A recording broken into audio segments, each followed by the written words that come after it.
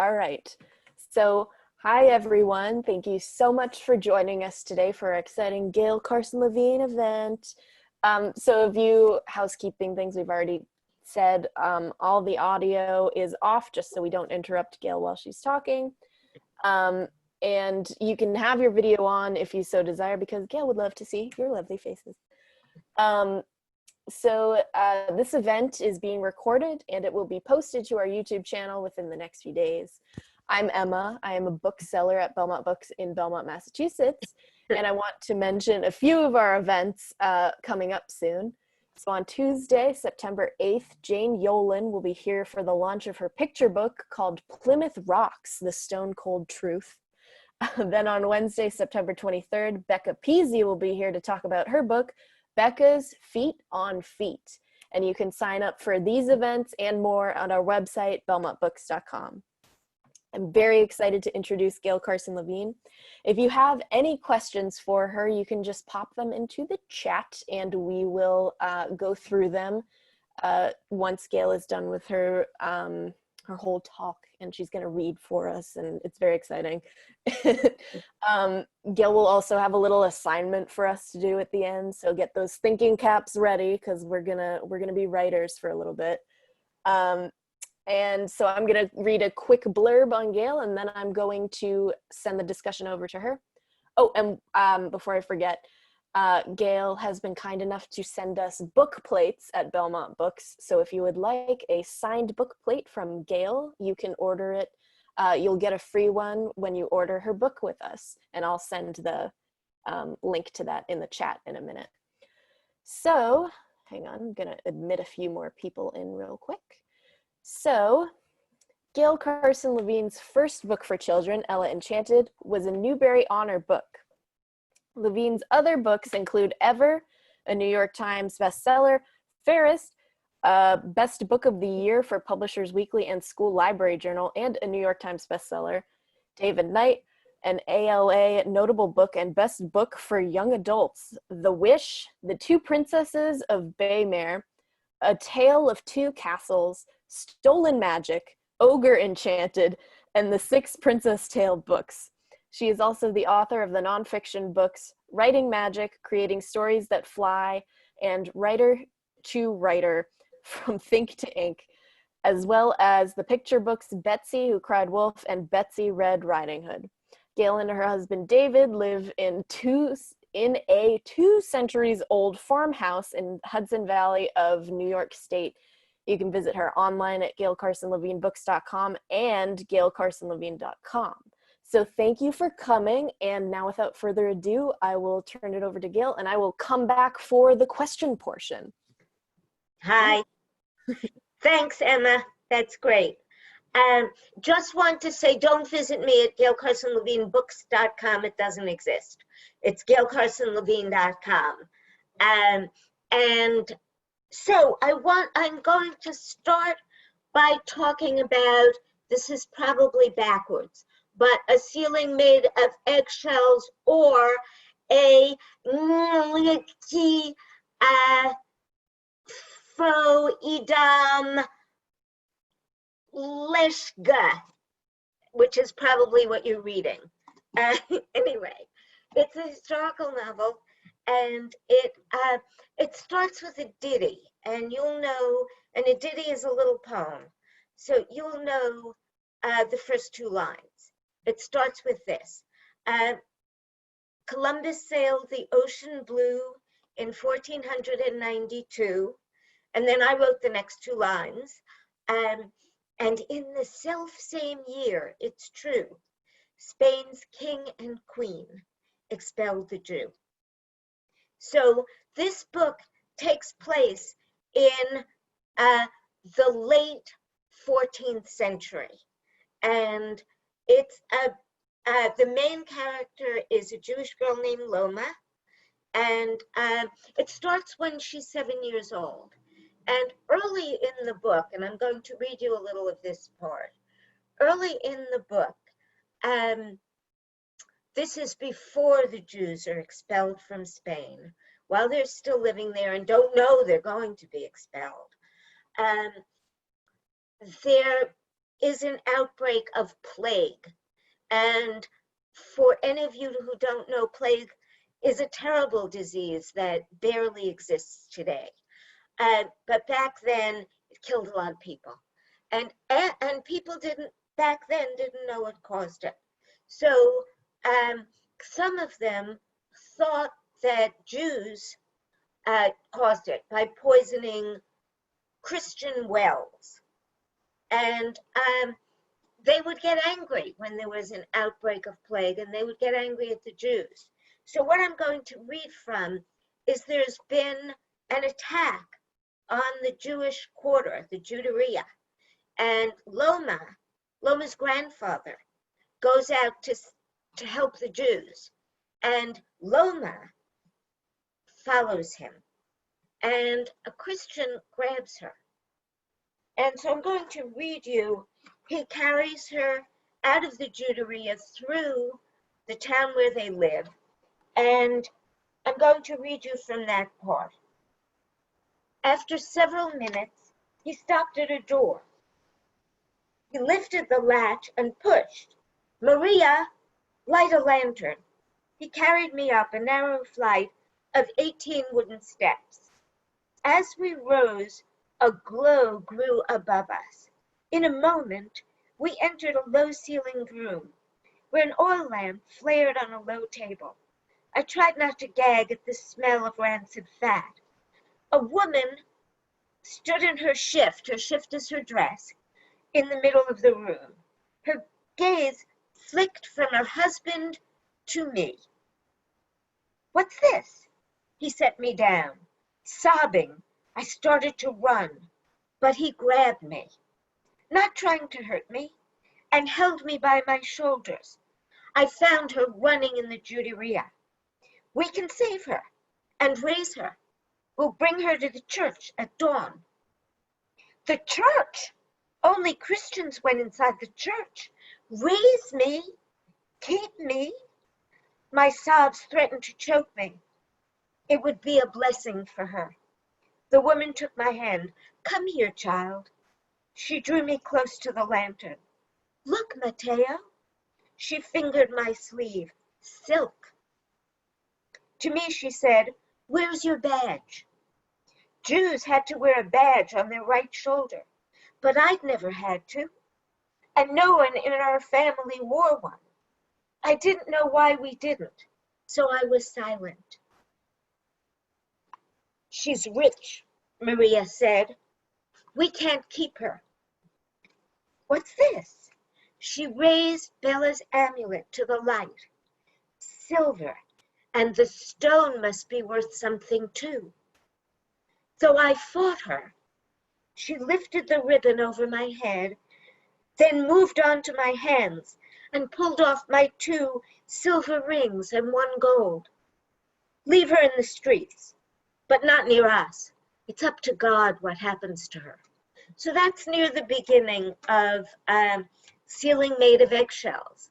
And as it goes along, you'll find out what the story is and why the Jews get to be expelled, and why they're hated, and how it is to be a Jew back then.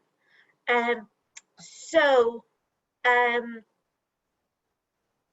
I think I see, do I see a question? I do not. I don't think I see a question. Okay.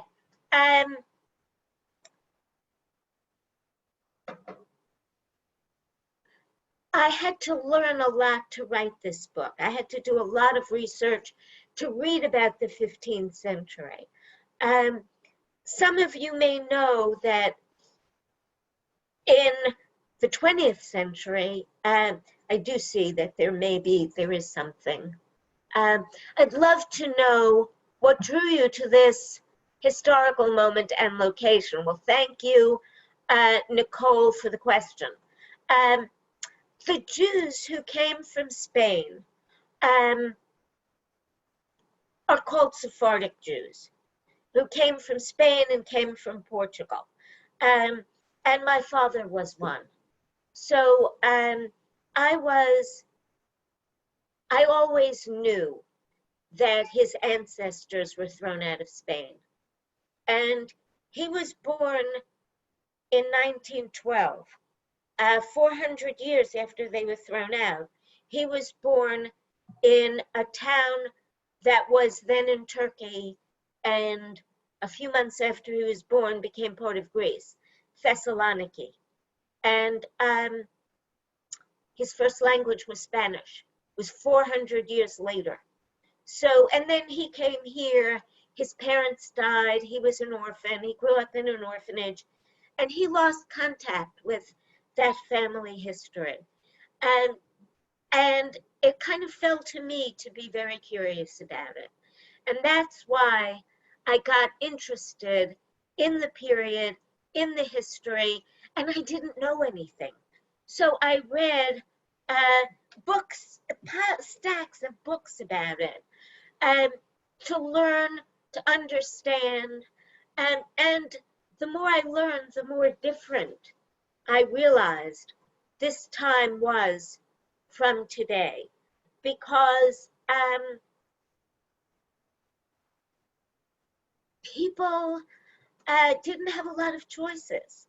If your father was a butcher, you were a butcher. If women did not often, sometimes they did if their husband died, but most of the time they were at home. They were at home almost all the time. And they didn't, we understand why things happen better than they did. Nobody had very much freedom. Nobody had a whole lot of choices. So I had to find a way to give Loma some choices. And that was part of writing the book. But it's exciting. She's chased across Spain, because these are terrible times. And there's a war earlier, so a lot is going on. Does anybody have more questions? I see your hand is going up, but you need to type.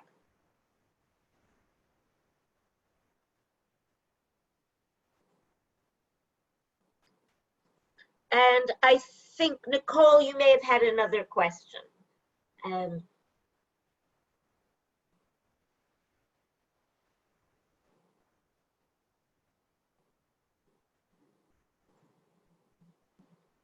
Do I know Spanish? I do not know Spanish. It ended for me with my father, and he didn't know Spanish either. But he lost his Spanish. He came to this country when he was maybe 5, and then he went to the orphanage when he was maybe 6, and he lost his Spanish. But like 40 or more years later, he went to Spain with my mother, and they went to a restaurant, and my father knew no Spanish, or thought he knew no Spanish. And somebody at the restaurant dropped a fork, and my father said to the waiter in Spanish, "This gentleman dropped his fork. Can you get it?" And then he stopped speaking, and he had no idea that he had spoken. And he didn't believe my mother when she said he had just spoken in Spanish. So it was tucked into his brain somewhere, but it didn't come to me. More questions. I see another question. What was the difference between writing fantasy versus writing historical fiction? Well, thank you again, Nicole. One of the great differences was that in fantasy, I'm putting pretty modern characters, emotionally, in terms of the way they think and act, into a fantasy world. In the 15th century, these people were really different from 20th century people. I don't think they saw themselves in the same way. So I was trying, and I hope I did, to write a girl and characters who are not modern. So, for example, when Loma has a good idea, because she's raised that way, she doesn't think it's her, she doesn't take credit for it. She doesn't feel proud of herself for having a good idea. She thinks, thank you to God for sending her this great idea. Or thank you to a dead family member for sending her this great idea. When her grandfather is in a lot of danger, she acts to protect him in a way that I don't think even a modern girl would mean well, would want to protect him, but I don't think it would occur to her. And you have to read the book to see what she does. But I don't think in this particular moment, and I'll give you a hint, so when you get there, you'll know which it is. But I don't think in terrible weather, a modern girl would think to do what she does. So that's, that was an enormous challenge. In writing it, I had a lot less freedom because I needed to stick with the history. I wanted it to be, I did so much research. I did not want to mess the tiniest thing up. So, so I had to hold on to that. But I have to say, I loved writing it. It's the book of all my books that I've loved writing the most, because I learned so much. And if you read it, you will learn too. And I think that's one of the pleasures of reading this book. So I am looking and hoping for more questions. And let me think.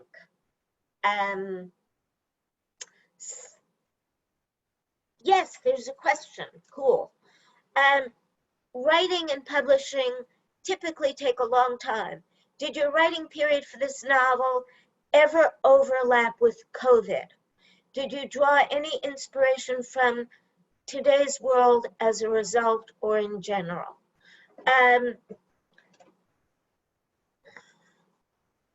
I don't think any of the writing, I think it was finished. I submitted it, I have to think this through. No, it was long over. I submitted it to my editor in November of 2018.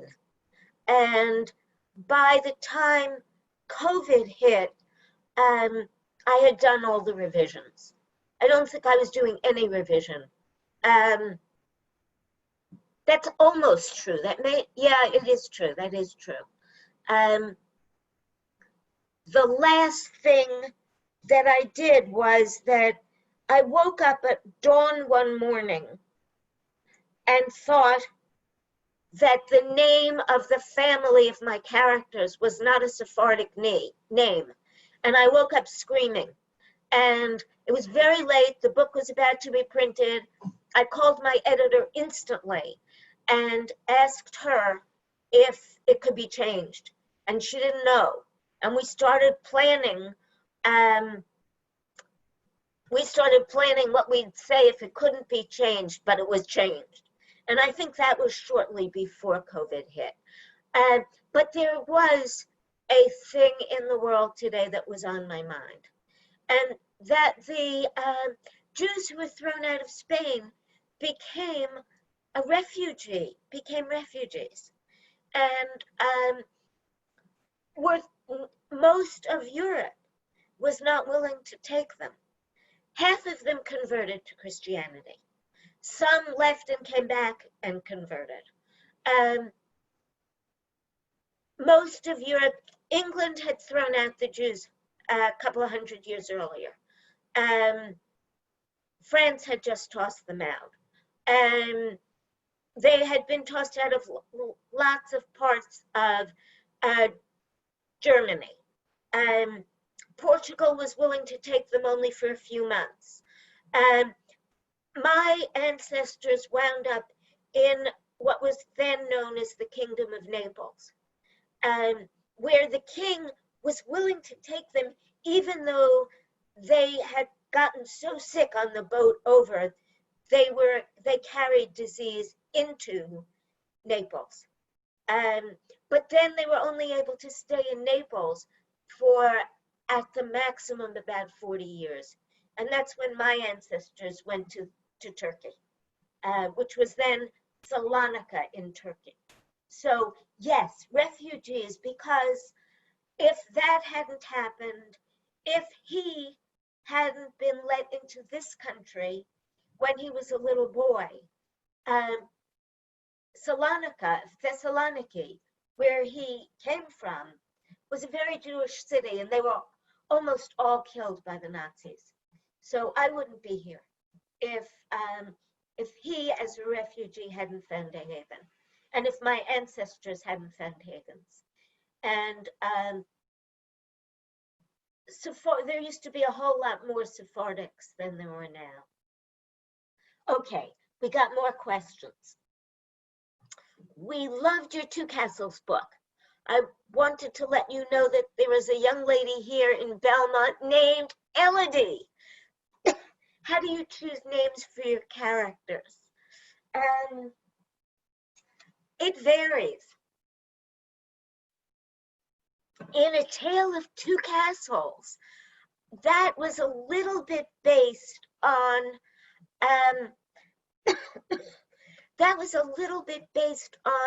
Puss in Boots. And Puss in Boots comes to us from Perrault, who was French. So I looked for French names. And Elodie, I'm not sure it's a French name. I think it probably is. If you were French, would be Elodie. And so that's where it came from. A lot of the street names, if you look at A Tale of Two Castles, come from French. So there's a Rue Street, R-O-O. But in French, the word for rue is R-U-E, rue. So a lot of it was French. In Sealing, of course, I got it wrong, and I had to find actual Sephardic names from that time. And I used one of my books that had an index of names for that. It was harder to find female names. Female names didn't often make it into the history books. So I get my names from a variety of places. When you write a book, do you think of a character and then a story for that character, or do you come up with the character after you know the plot? The second one. I am a plot-driven author, although I am very interested in character. But so I think of the plot first, and I think of who could follow that plot.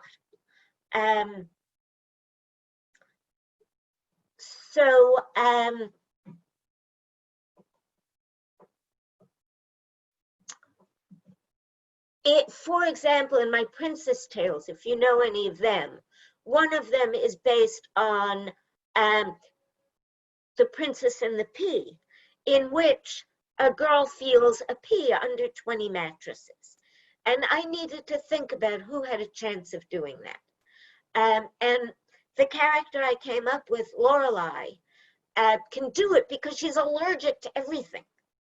And if she's a really nice person, but if something isn't exactly right, she sure isn't going to be able to sleep. She can't say it was a pea.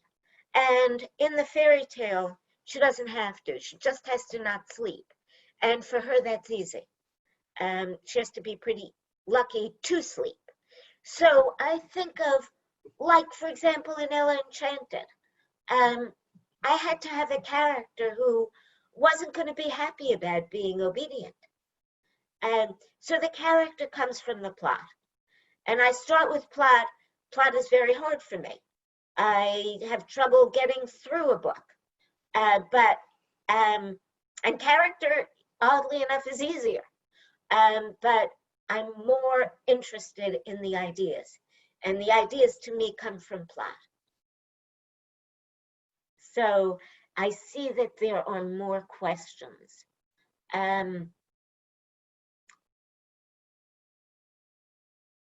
There's plague in this book and in Two Princesses of Bamar. Have the current times made you think differently of your own books at all? I'm reading Lost Kingdom of Bamar on Facebook every day these days, in hopes of comforting people. There's packs in Lost Kingdom. In Ogre Enchanted, there's a dreadful disease that I can't remember the name of right now, but it's cured by, one of the cures is dragon urine. So I had fun with that. So there seem to be plagues and paxes in lots of my books. And it may have something to do with the fact that I try to stay healthy. And I kind of pay attention to disease. And also that disease in the Middle Ages, and the Middle Ages, I sort of look at the Middle Ages for my fantasies too. The cures were very strange. So if they could have gotten urine from a dragon, they probably would have and used it for something. So that's also can be an element of fun. I'm worrying that I'm missing, let's see. So I pulled up some of the questions that you Oh, accidentally good. missed. So Okay. one that you missed was, did you ever go to Spain? I have, but briefly. I wrote 3 books for Disney, and after the first book, they toured me all over Europe. And so I spent a day in Madrid and a day in Barcelona with my husband, doing events for Disney. And I insisted that they would give me a tour guide in every place, and they did. So we learned a lot, even if we crammed in a lot in a very short time. And I picked up this interesting factoid. I think on the planet, the people who sleep the least are the Spaniards. So, because they have dinner so late. And I want to say hi, Fran. And Fran, if you want to be visible, you are welcome to. And if you don't, that's fine also. Yes, for people who've come in after my little spiel, Gail would love to see your lovely faces if you so desire. Hi, Fran. So another question for you, Gail. Are you thinking of writing more books? And I'll expand. If so, can you hint at a little bit? Yeah, sure. I am revising the first draft of my next book, which is a retelling of the Trojan War. And it's in 2 parts. The first part is told by Cassandra. And Cassandra was a princess of Troy. And the Greek god Apollo, falls in love with her and wants to be paid improperly to her. And in exchange, he offers to give her the gift of seeing the future. And he gives her the gift, but she won't let him behave improperly with her. And he curses the gift. When she looks in the future, she sees what's going to happen to Troy, and that it's going to be destroyed, and all the people she loves are going to die, and that she's going to be enslaved, and she's going to be murdered, and it does not look good. But since she won't do what Apollo wants, he curses her gift and makes it so that nobody believes her. And so she tries to keep Troy from falling, and fails until at the point that she fails, the Greek ships arrive. And then the second part is told by a young Amazon girl. And 13, according to the myth, 13 Amazon warriors, women warriors, who came to the aid of Troy. And I gave them a 14th, and she's Rin. And between her and she and Cassandra, who's much older at that point, become friends. And I'm turning what's a tragedy into an adventure story. And as I speak about this, Homer, who made up the stories, is spinning in his grave. That's really exciting. Ooh, ha ha ha. Hear that, everybody? So you have another question here. Do you read your books on your own time? Well, I like to listen to the audio. That's kind of fun for me. And since I've been reading them on Facebook, it's caused me to reread them that way. And that's been, do you hear that? Do you hear the fire trucks? Yes, we do. Yeah, we are having a huge storm. Anyway, so it's been interesting because first I read Ella, then I read Two Princesses of Belmont and Fairest. And they're books I wrote a long time ago. And I would do things a little bit differently now. So it's been interesting to read my writing from that long time ago. And now I'm reading Lost Kingdom of Belmont, which I wrote more or less recently, and I'm happier with it. So that's a good thing. I mean, I like all my books, but it's interesting to see the way I've changed. So I just want to say about Fran, for anybody who's interested. Fran grew up in the house I live in now, in the 200 plus year old house I live in now. She grew up in it, and her parents, from whom we bought the house, became great friends of ours. And now Fran is a great friend. That's very sweet. My goodness. So I think there is another question. I don't believe there is. Oh, yes. What is my personal favorite? I guess I have to say the new one is, because just as I said, I learned so much. And I really know a lot.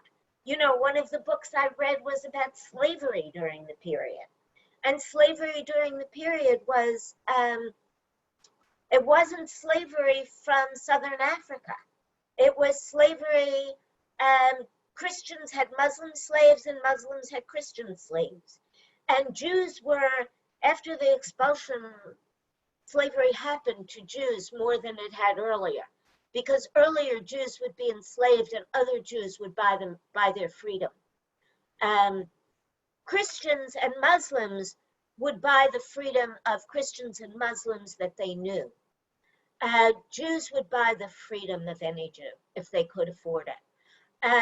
But Christians and Muslims would win back people in war, and Jews didn't do that. So I've learned, I learned about that playing cards were invented later on, and they were very expensive. And if people wanted to play cards, somebody who owned the cards would rent them. So I just know. Ask me a question about that period, and I might be able to answer it.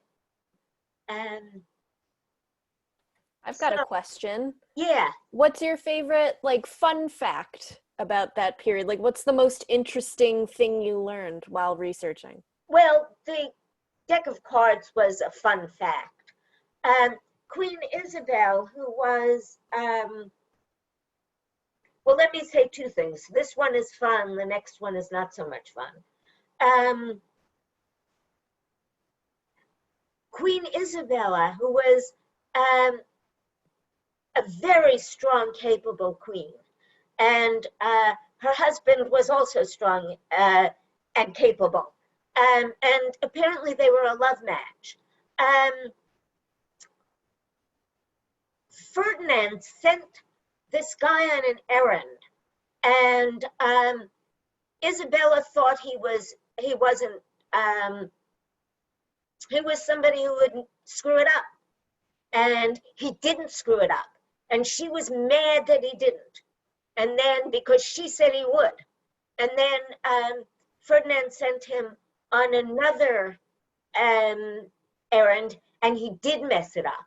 And she was so happy that she gave him 30,000, a coin called Maravedas, that were not that valuable, but she gave him 30,000 of them for messing up and proving her right. So, so that's something I learned and laughed over. And then I didn't know, but Jews were considered slaves of the king or the queen, the monarchy. They were considered their property. They could move around, they could do the kind of work they wanted to do, but that's how they paid their taxes, directly to the king and queen rather than to a town or a church. And the king and queen, and when they were prosperous, if they had still been prosperous, they wouldn't have been expelled. But they were taxed so heavily that they stopped there. And there were so many laws made against them that made it harder for them to earn a living, that they stopped being worth it. And that was one of the reasons they were expelled. So I learned that, and that surprised me, and among many other things, troubled me. I see another question. Yes, I can read it for you. Okay. Did learning about this period make you interested in researching any other times or places? Yeah, I keep reading. I keep reading about following my family line. But I haven't found, like, there was this false messiah in the 17th century, and most of the Jews in Europe and the Middle East believed in him. His name was Sabbatai Tzvi. And the question that I came up with, and I've read, I'll show you this book. I don't know if you can see, that's how thick it is. Let's see, about half the size of thickness of my head. The question that I wondered about, and I don't think I can do it because I don't think I can find out the answer, was, what would it be like to be the child, to grow up the child of a false messiah? That's got to be a life. But this very thick book doesn't give very much daily life detail. And it's much more theoretical, and it's very hard to read, and I'm not sure it's going to give me what I need to know. And I don't know if I'm going to be able to find that out. I find that a fascinating question. This false messiah was offered a choice by the Sultan. He could either go in front of a firing squad, and if he died, he would die. And if he didn't die, the Sultan would worship him. Or he could convert to Islam, and he converted. And that he didn't lose all his followers, but he lost a lot of them. And that was sort of at the point that he was known to be a false messiah. So I keep reading, I keep learning things. I read a book about a Sephardic family, which I loved,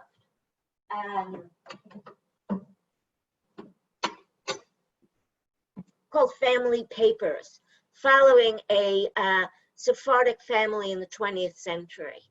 and seeing what happened to them. And I couldn't stop reading it because I felt like I was reading about my own family. And so I think there are two more questions. The one that I see is Columbus in this book? Yes, yes, but I don't want to. He's in it for a minute, and when I put him in, my editor questioned it, and she said, "Oh, this is great, but it's too convenient for him to be there." And I said, "No, no, no, he was there." And I said, "The character, because Loma's grandfather, she's very attached to him. And he is very loosely based on a historical Jewish financier of the time and philosopher, Isaac Abravanel. And Isaac Abravanel was there at that time. I have no idea if they met. Columbus had Jewish backers. They could have met. But once I told her that they were both actually there, where I put them at the same time, she said, cool. And it's in the book. Well, that's awesome. Will your new book be made available in other countries? It's going to be in Romania. So far, I don't know. I would love to see it be in Spain. I would love to see it be in Portugal. Because Portugal, so did Spain, but for the Spanish one, you had to speak Spanish. For the Portuguese one,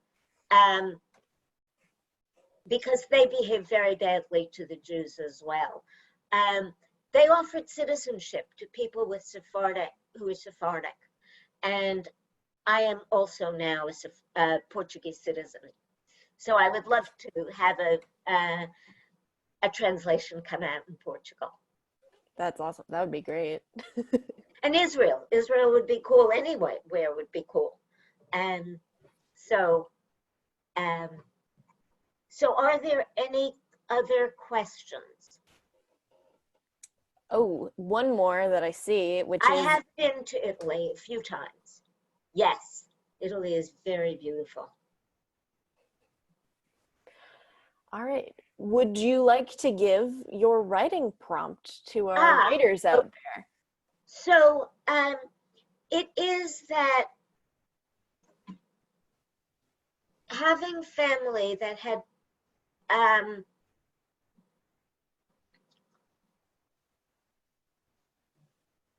brushed up against history is not so uncommon. So the prompt is to write about your family's brush with history. And if you don't know it, to talk to parents in your family and ask how the family was affected by American history or world history or local history, and then make up a story about it. So you might think about who was there, where was it, what was it like there. Wikipedia is wonderful to look at. So you could look at the historical event and put characters in it, and you can base your characters on people that you know in your family. How would they behave in such a situation? How would you behave if you were the main character? You can make a main character based on you, or based, as I did in my other historical novel, Dave at Night, based on my father. I imagined him as a child, and I didn't know him as a child. So you can do that and write a story about it. That's the prompt. That's a great prompt. And Gail, you gave so many amazing little bits to help people if they're thinking. We've got a good morning all the way from the Philippines. That's exciting. Oh, cool. But thank you for your wonderful prompts, and thank you for giving some tips on how to find those ideas and who to ask and where to look, because that's very helpful, especially with writer's block. But yeah, if there are any last questions, feel free to put them in the chat. Otherwise, our little shindig might be coming to a close. Well, thank you all for being here. Thank you for coming, Gail. This was very, very fun. Looks like we don't have any questions. Okay. Oh, have you ever gotten writer's block? And then consequently, probably how you've gotten over that. I don't exactly get writer's block. I get lost. Lucky. I get stuck. Well, I don't get so blocked that I can't write. My book, Stolen Magic, the second mystery, I got very lost. That took me 4 years to write. And even though I was never so blocked I couldn't write, I went down dead ends. I never wrote the book that I was starting out to write because I couldn't get there. But what I do when I get very stuck is I write lots of notes. And I may go back to see where it was that I got in trouble and try to understand that and where I could go from there. But I use notes to get me out of it. But I don't outline. And as I write, I sometimes get lost. That's why I do fairy tales a lot, because they have a plot and I can follow it. And my book, Two Princesses of Bamar, was meant to be the fairy tale, The 12 Dancing Princesses, and I couldn't figure it out. And I got very lost, and it turned into an entirely different story. But that took a while. So although I never get so stuck that I can't write anything, I get stuck. Well, I think we can all relate to that. That is very real. All right. Well, I think that's probably it. Okay. Thank you so much for coming and talking with us. This was great. I'm sure everyone here enjoyed seeing your face and hearing what you had to say. I know I did, especially growing up with Ella Enchanted and Fairest. So I just want to say thank you so much, and thank you to everyone for coming.